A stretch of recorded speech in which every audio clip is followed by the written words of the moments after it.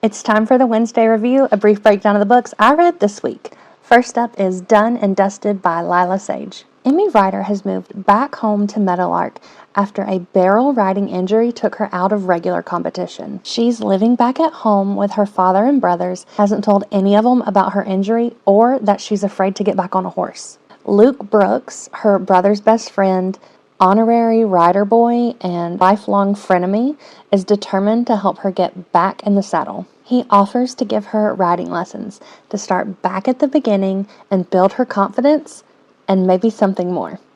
Okay, definitely something more, and Luke is not afraid to fight for his woman.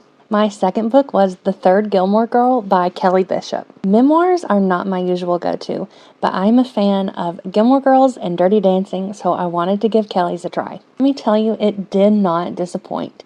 She is so much more than just Gilmore Girls. She was open and honest about her whole life, and by the end of it, it felt like I had just been talking to a lifelong friend. Getting to see her pop up in some more recent shows has been such a treat, and this peek behind the scenes of her life was just as exciting. My third book was Magnolia Park's Into the Dark by Jessa Hastings. This was my Sunday best this week, the whole series, but I didn't finish Into the Dark until Monday. I ended up being a blubbering mess by the time it was over. These characters over these 5 books felt like they were my friends. I went through the good and the bad, the ups and the downs, and I was heartbroken that their story was over. I highly recommend that you read these. I love them so much, and I desperately need another Daisy Hates book immediately. The next book I read was Heartless Hunter by Kristen Ciccarelli. The Witch Queens are dead, and the New Republic has taken over.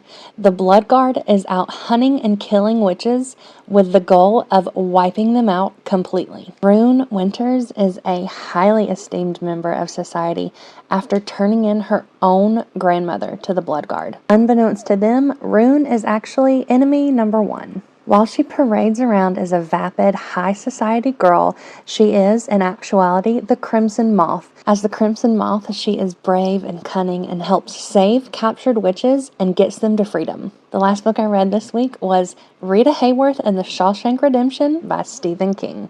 Red came into Shawshank at just 20 years old and is one of the few who is willing to admit his guilt. While he is serving 3 life sentences for murder at Shawshank, he's telling us the story of his prison mate, Andy Dufresne, who was wrongfully accused of a murder he didn't commit. Red had made a name for himself inside the prison as the guy who can get it for you.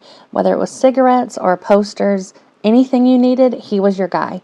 And in 1948, Andy asked Red if he could get him a rock hammer. Red is able to get Andy his rock hammer, and throughout the years, he tells us that he remains calm and level-headed and kind of keeps to himself. But after 2 rock hammers, several pinup posters, and 27 years, Andy's time at Shawshank is over. That is it for the Wednesday review. Tell me what you've been reading, what you're looking forward to, so I can add it to my TBR too.